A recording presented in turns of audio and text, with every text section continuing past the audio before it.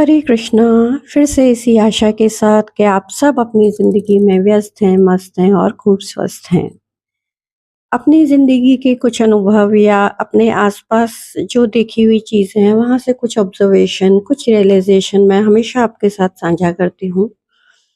और आज जो साझा करने जा रही हूँ, वो मैंने अपनी फ़ैमिली में भी देखा है और आप सबने भी अपने परिवारों में, अपने आसपास ये घटते हुए देखा होगा।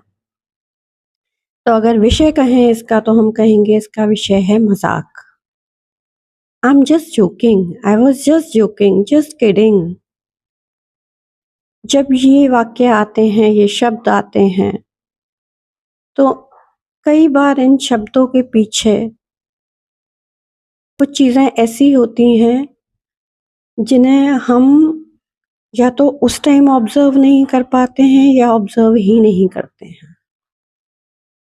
ज़्यादातर आप लोगों ने देखा होगा जब भी हम लोग परिवार मिलते हैं, चाहे शादी-ब्याह में, चाहे किसी भी छोटे-बड़े इवेंट में, तो ज़्यादातर वहाँ पे किन्हीं 1-2 व्यक्तियों को टारगेट कर लिया जाता है, उनका मज़ाक उड़ाने के लिए, उनको परेशान करने के लिए और कहा जाता है कि यार जब सब मिलते हैं तो इतना तो चलता है, इतनी मज़ाक तो होती है।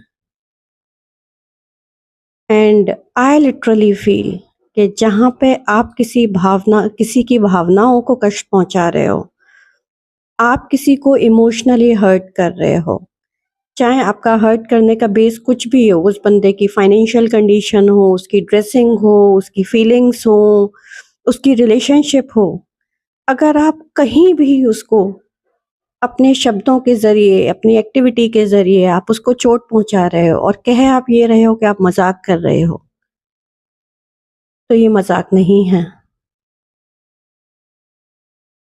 समझिए इस चीज़ को कि मज़ाक वो तब तक नहीं होता जब तक आप जिससे मज़ाक कर रहे हो वो भी उसमें उसी तरीके से इन्वॉल्व है, वो उसी तरीके से एन्जॉय कर रहा है जैसे आप कर रहे हो। और अगर केवल आप एन्जॉय कर रहे हो, तो आप उसे कहीं न कहीं चोट पहुँचा रहे हो। तो ये मज़ाक नहीं है और इस चीज़ को मुझे लगता है हमारी सोसाइटी को समझने की बहुत ज़्यादा ज़रूरत है।